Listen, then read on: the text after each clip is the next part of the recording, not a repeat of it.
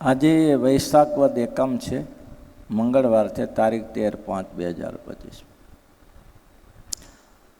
ભાઈ, ત્રણ અવસ્થાનું વર્ણન છે. ત્રણ અવસ્થામાંથી પછી નવ અવસ્થા થઈ.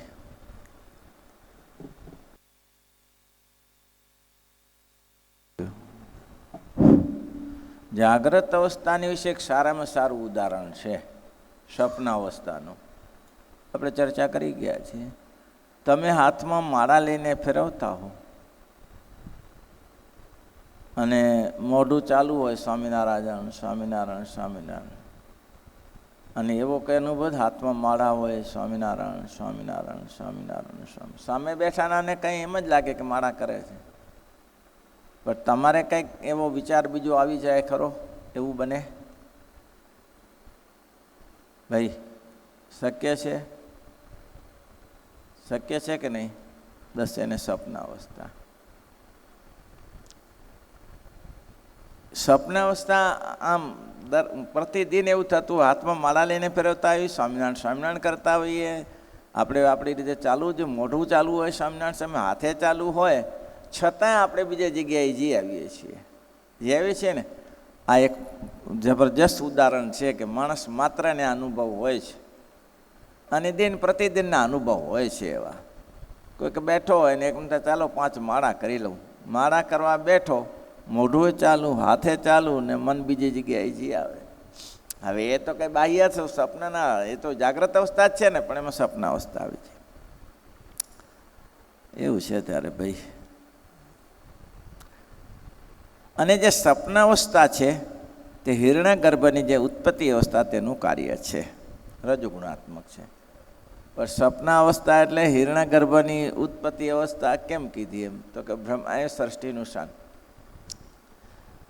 બાહ્ય ઇન્દ્રિયો કામ કરતી નથી. આ નવા નવા રમકડા ઊભા થાય છે તે કોના દ્વારા થાય છે? સૃષ્ટિ દ્વારા જ થાય છે ને. નવા નવા રમકડા તમને ઊભા થાય છે સ્વપ્નમાં. ઘર બનાવ્યું, મકાન બનાવ્યું, લગ્ન થયા, ને આ થયા ને તે થયા, ને એવું થાય છે બધું. તો એ કેને કારણે થાય છે? એક ભાઈને લગ્ન થતા નહોતા, પછી ચિંતન કરતાં કરતાં કૂવાના કાંઠા ઉપર જઈને સૂતો. પહેલાં કૂવામાં તમને ખબર હે, પેલા પડથાર બનાવતા અને બેનો પાણી સીધતી નથી, એના ઉપર જઈને બેઠો. હવે 30-40 વર્ષની અવસ્થા થઈ, જઈને લગ્ન થયા ને એના વિચારમાં સૂઈ ગયો. સૂતા સૂતા જ હવે શું થયું? તે લગ્ન ચાલુ થયા. લે, સપનામાં લગ્નમાં સપના ચાલુ થયા, એમાં કન્યાને વરમાળા પહેરાવા ગયો ને પડ્યો કૂવામાં. આવું થયું. હારું, કન્યાને વરમાળા પહેરાવા ગયો, એમાં કૂવામાં પડ્યો. હવે આ તો ક્યાં, તો કે આવું થાય. આખી નવી સૃષ્ટિ થઈ ને, એટલે કે હિરણ્ય ગર્ભની અવસ્થા છે આ, અને એમાં રજોગુણાત્મક છે. સ્વપ્ન અવસ્થા કહીએ ને તો સપનાની વિશે જીવાત્મા જે તે જ્યારે જાગ્રતની પેઠે વિવેકે કરીને જાણતો થકો વાસનામય ભોગને ભોગવે છે, ત્યારે તેને સપનાની વિશે જાગ્રત અવસ્થા કહીએ. સપના અવસ્થા તો સાણી લીધી કે આપણે બધાને ખબર જ હોય, સપનું આવે એટલે સપના અવસ્થા થાય. ચારે બાજુ રમકડા બની જાય, ઘર બની જાય, આ બની જાય, તે બની જાય, લગ્ન થઈ જાય, ખેતર લેવાઈ જાય. અને એ બહુ સહેલું છે, બહુ જ સહેલું છે. તમે એ ખબર નહીં, આમ સામાન્ય રીતે આવી જતું હોય. અને ભગવાનનું ચિંતન બહુ કરો ને ત્યારે બહુ થોડું આવે.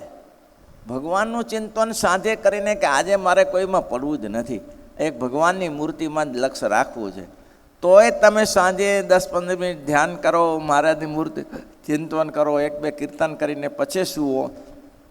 હવે આટલું કર્યું તો આ ના યાદ આવે, અને દિવસે ચર્ચા થઈ હોય તરત આવીને ઊભી રહે છે. આ ઉત્પત્તિ અવસ્થા, સપનાની સૃષ્ટિ આ બધી. એટલે કે છે કે એ હિરણ્ય ગર્ભની ઉત્પત્તિ અવસ્થા તેનું કાર્ય છે, ને રજોગુણાત્મક છે. રહી છે ક્યાં? એનું સ્થાન ક્યાં છે? કંઠસ્થાનમાં રહેલું. તો જાણી ગયા તમે, કંઠસ્થાનકનું રહી છે. એવી જે સપનાવસ્થા તેને વિશે તેજસ અભિમાની નામે જે જીવાત્મા તે સૂક્ષ્મ દેહના અભિમાને સહિત થયો હતો કે ઇન્દ્રિયો અંતકરણ કરીને પૂર્વ કર્મને અનુસાર સુખ દુઃખ વાસનામય ભોગને ભોગવે છે.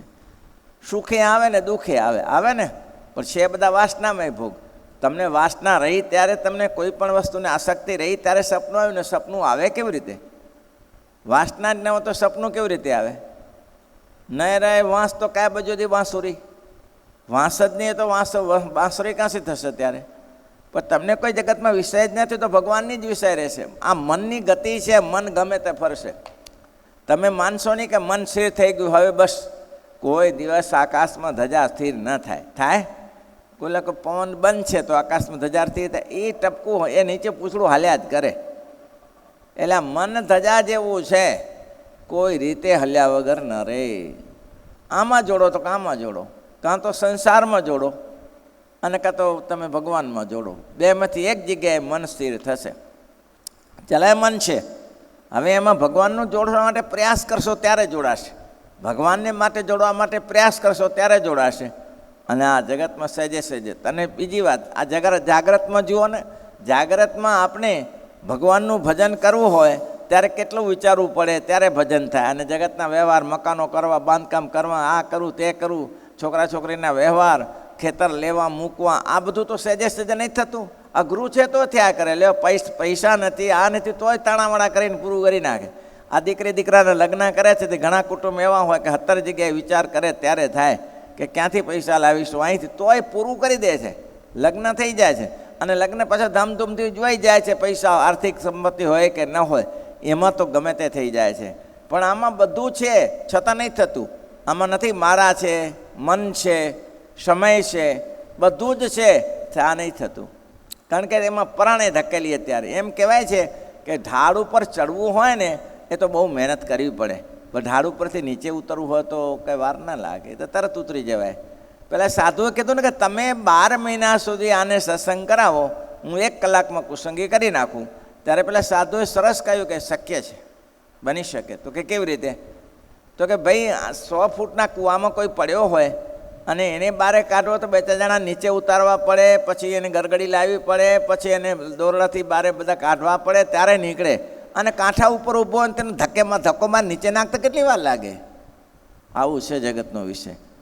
કેવું છે? આ જીવને કુસંગમાં ચડી જતા વાર નહીં લાગતી, સત્સંગમાં ચડી જતા વાર લાગે. બહુ સત્સંગી કરાવ્યો. આ છોકરાઓ ગુરુકુળમાં ભણતા હોય છે ને, શરૂઆતમાં ભણાવતા ત્યારે એને પૂજા પાઠ કરે, માળા કરે, કથા વાર્તા દરરોજ થાય. તેમ છતાંય 100માંથી 5 છોકરા એવા બચે કે એ પોતાનું નિત્યકર્મ જાળવી રાખે. ગમે તે જગ્યાએ, ગમે તે જગ્યાએ.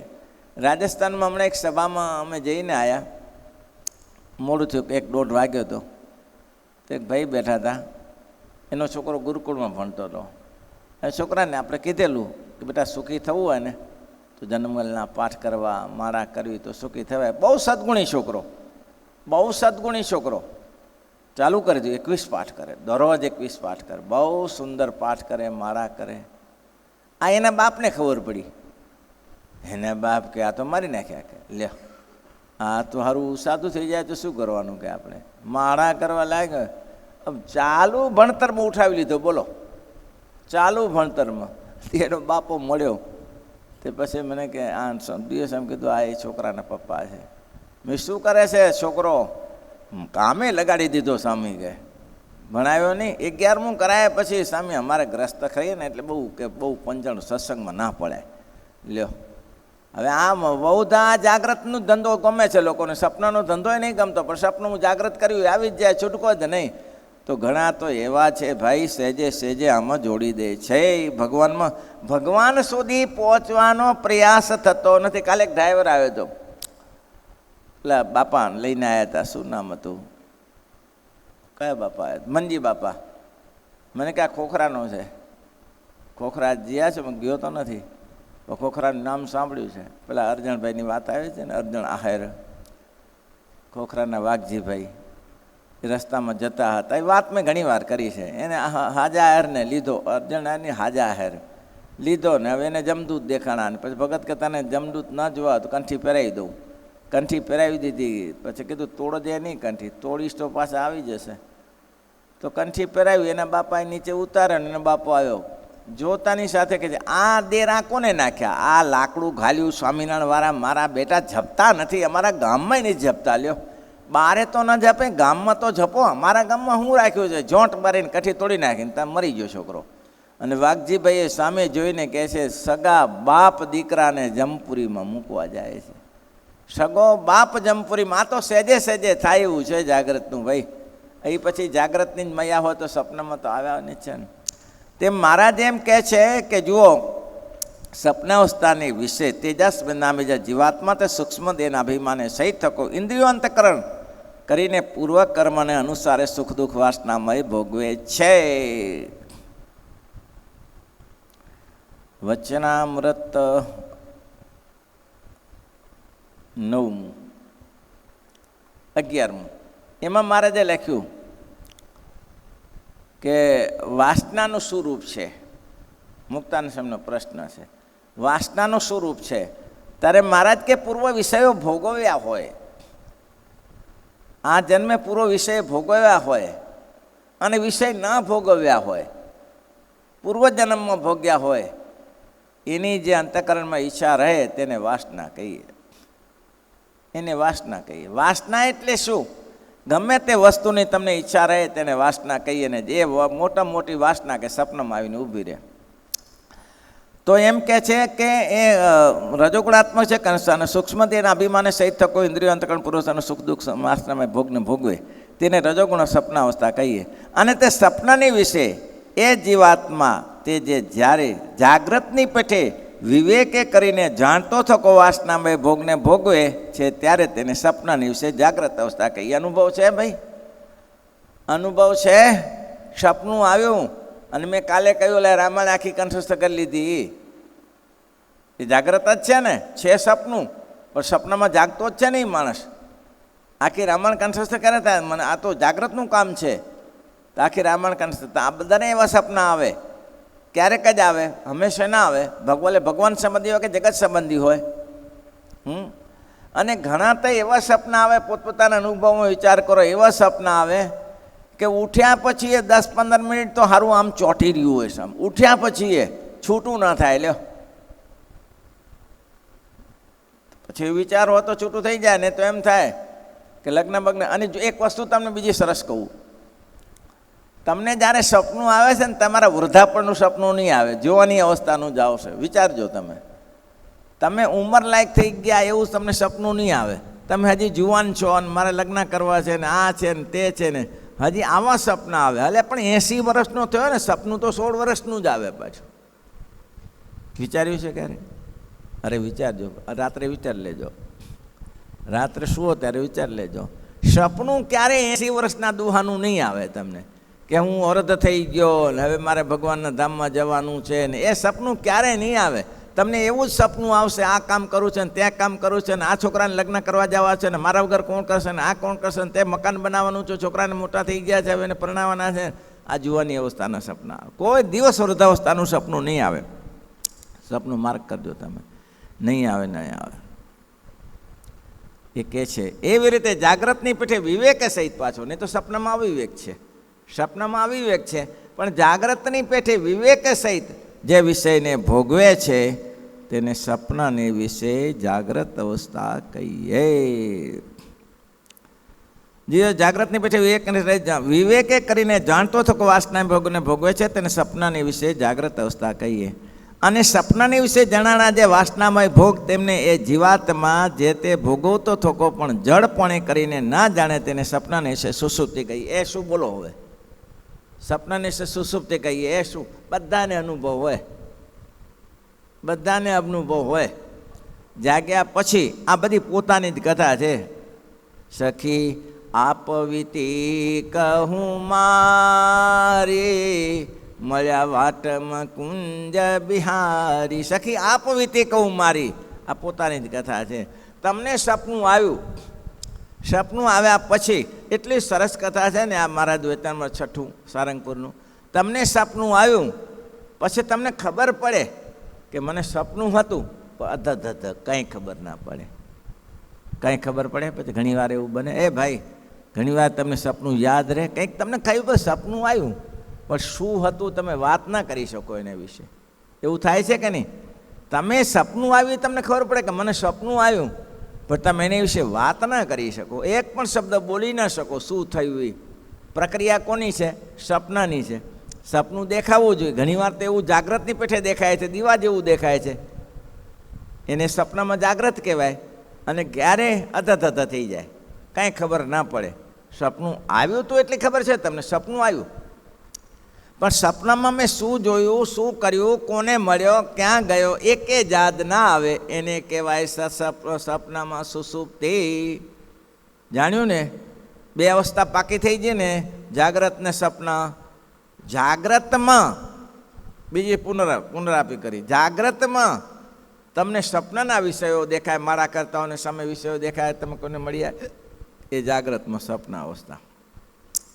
જાગ્રતમાં સુષુપ્તિ અવસ્થા કઈ?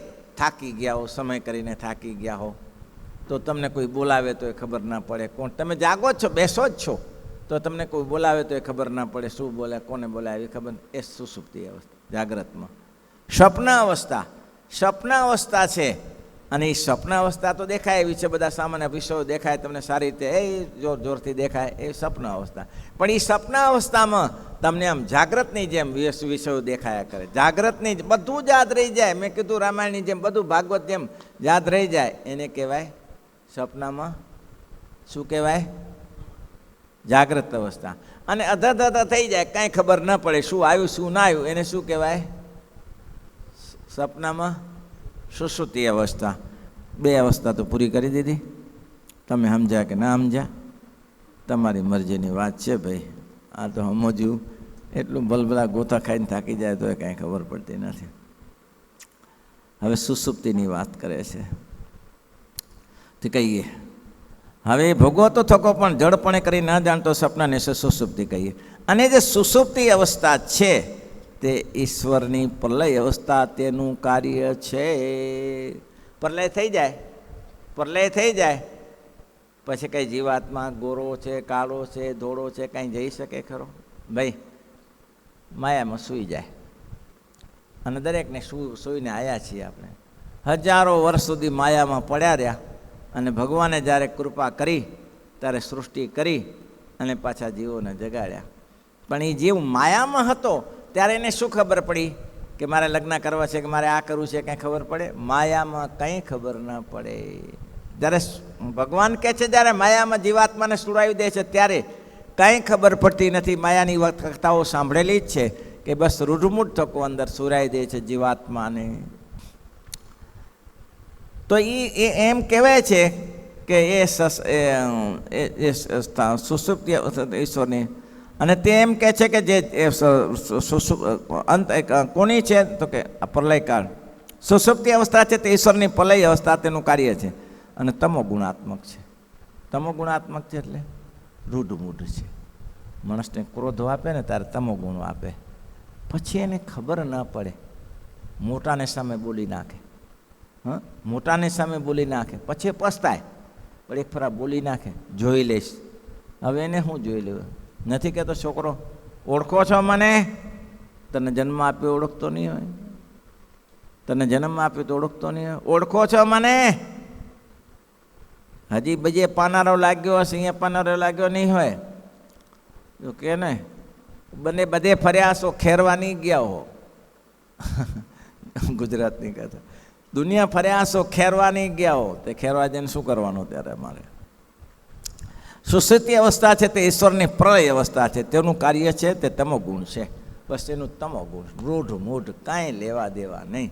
અને સુષુપ્તિ અવસ્થા કહેવાય તમો ગુણનું કાર્ય. તમો ગુણમાં કોઈ ખબર ના પડે. ક્રોધી માણસને ઘણી સાથે બોલે છે, ક્યાં બોલે છે, કોઈ વિવેક નહીં. પછી ભલે 17 દંડવટ કરે કે મારી ભૂલ થઈ ગઈ, હું તમારી સાથે આમ બોલી ગયો, પણ પહેલે તો કે ના, એને સુષુપ્તિ અવસ્થા હતી, એને ખબર ના પડે. અને રૂઢમૂઢ સરખું રહે સુષુપ્તિમાં, કાંઈ લેવા દેવા નહીં, એવું રહે સુષુપ્તિ અવસ્થા. તમોગુણાત્મક છે. અને રહી છે ક્યાં? રહી છે ક્યાં? હૃદય સ્થાનમાં. એટલી તો ખબર પડે. હૃદય સ્થાનકને રહી છે. એવી જે સુષુપ્તિ અવસ્થા તે જ્યારે જીવાત્માને આવે છે, આ થોડું અટપટું છે. પહેલી બે અવસ્થા તો બહુ સરસ સમજાવી છે, જાગ્રત ને સપના. તો આ થોડું અટપટું છે. એ જ્યારે જીવાત્માને આવે છે ત્યારે ઇન્દ્રિયો અને અંતકરણની જે વૃત્તિઓ તથા વિષયો, ભોગની વાસના તથા જ્ઞાતાપણું કરતાપણું એ સર્વે કારણ દેને વિશે લીન થઈ જાય છે. બસ કાંઈ તમને રહે નહીં. અને જો એ સુષુપ્તિ અવસ્થા આખો દિવસ થાકી ગયો હોય, હેરાન થઈ ગયો હોય, પરેશાન થઈ ગયો હોય અને ઊંઘ આવતી ન હોય, તેવા એવું ઘણીવાર બને. માણસને એવું દર્દ થયું હોય ને, એવું દર્દ થયું હોય કે એ બહુ થાકી ગયો હોય, દર્દમાં એવી પીડા વેદના થતી હોય, એમાં કોઈ ડૉક્ટરે ઇન્જેક્શન આપી દીધું અને થોડો શાંતિ થઈ ગઈ અને અઠવાડિયું ઊંઘ્યો ન હોય અને એવી ઘસઘસાટ ઊંઘ આવી જાય, આને સુષુપ્તિ કહેવાય. કાંઈ જાત ના રહે. કોને મળ્યો, કોની સાથે બોલ્યો, શું વાત કરી, એને મને શું કહ્યું, કાંઈ જાત ન રહે. આ સુષુપ્તિ અવસ્થા છે. કાંઈ નહીં, રૂડમૂડ થકો ગયો એ ગયો. અનુભવ તો દરેકને હોય ને, ન હોય? ભાઈ અનુભવ છે એવો કે અતિ થાકી, ભલે કંઈ દવા નહીં, તમે ચાલીને થાકી ગયા હો. તમે માનો કે 10 ગાઉ ચાલ્યા, 10 કિલોમીટર એટલે 25-30 કિલોમીટર ચાલ્યા, માઇલ ચાલ્યા, કિલોમીટર ચાલીને આવ્યા હો ને એવા થાક્યા હો, તમને ખાવાની પણ ખબર ન પડે. તમને એમ કે કોઈ કે આવી જમી લો ને જરા, થાક્યા છો તો તમે કહો ઊંઘ આવે, તો તમે ખાવાની અપેક્ષા રાખો? કેમ? થાકી ગયા છો. શ્રમાદિ કે લખ્યું છે, શ્રમાદિ કે કરીને જીવ થાકી ગયો હોય અને પછી કંઈ બીજો ઉપાય નથી એને. અને મહારાજે તો એટલામાં આગળ એવું કહ્યું, ગમે તેવો કામી પુરુષ હોય, ગમે તેવો કામી પુરુષ હોય, એને એની પત્ની સાથે 100 ગાઉ ચલાવ્યો હોય, 100 ગાઉ ચલાવ્યા પછી રાત્રિ પડે અને સૂઈ જાય, કેવો થાક્યો હોય. થાક્યો કેવો હોય? બોલવાની તાકાત ન હોય. પછી ભલે ને એની પત્ની સાથે રહેતા હોય, કોઈ અસર નહીં. એને ખબર નથી કે મારી પત્ની ક્યાં છે કે હું ક્યાં છું, ખબર ના પડે કાંઈ. મહારાજ કેમ? શ્રમાદિ કે કરીને થાકી ગયો. એ સુષુપ્તિ, ઘોર નિદ્રા. સુષુપ્તિનો અર્થ છે ઘોર નિદ્રા, ભયંકર નિદ્રા, એનું નામ સુષુપ્તિ છે. આ સુષુપ્તિની ચર્ચા કાલે થોડી કરીશું, પણ છે સરસ ત્રણેય અવસ્થાઓને. મને એમ થતું હતું કે આવું કેમ સમજી શકાય, પણ પછી મનન કરી નિધિધ્યાસ કે વચનામૃતનું નિયમ એવું છે, એક વાર વાંચો, બીજી ફેરે મનન કરો, ત્રીજી ફેરે કરો, ચોથી 5મી વાર એનો હાર્દ સમજાઈ જશે કે આ છે શું. નહીં તો અઘરા વચનામૃત છે. 35 વચનામૃત એવા છે કે સમજાય એવા નથી. અને સમજીને શું, 35ની ક્યાં વાત છે? 272માંથી કોને સમજવાની પડી છે? સમજવાની પડી છે કોઈને? કારખાનાની પડી છે. કારખાનાની કોઈએ વચનામૃત લીધું? સવારે આમાં આટલામાંથી વચનામૃત દરરોજ નિત્યનેમ કોણ વાંચો છો? કોણ? પૂર્ણાનંદ એકલા તમે વાંચો છો? નીતિનભાઈ વાંચો છો? પથરા એ વાંચતો હશે, દરરોજ વાંચો? ક્યાં છે વચનામૃત? છે મોબાઈલમાં વાંચો, એ બરાબર છે. ભાઈ બીજા સ્વામી તમે વચનામૃતનો અભ્યાસ કરે તો થાય ને. પાનું ઉઘાડે તો બાપા ખબર પડે ને કે મૂકો પડતું આ કંઈ હાથમાં આવે એવું નથી. કાંઈ ઘણા એવા શ્રોતા છે કે સ્વામી પહેલાં તો વચનામૃત સમજાતા નહોતા શું છે શું નથી, પણ ધીમે ધીમે તો આ વચનામૃત તો કે અમૃત છે એમ ખબર પડી કે આવું વસ્તુ ના મળી શકે. આ વચનામૃત કોણ આવી વસ્તુ છણાવટ કોણ કરે? એટલે સુખી થવા માટે. આ સુખી થવા માટે તમે ગમે તેવા તમે દુઃખી થઈ ગયા પણ તમને આ મુદ્દો હાથ હોય કે ભાઈ આ તો 3 અવસ્થાનું કારણ છે, તો તમે સુખી થઈ જાઓ પાછા. તમે ઘણીવાર તમને ક્રોધ ચડી ગયો થઈ ગયો તો ભાઈ આ તો તમો ગુણ છે, તમો ગુણ લાંબે ટાઈમ ને એ તમારા વિચાર હાથમાં હોય તો તમે સુખી થઈ જાઓ પાછા. છે સમજવા માટે. શ્રીપતિ શ્રીધરામ સર્વદેવ.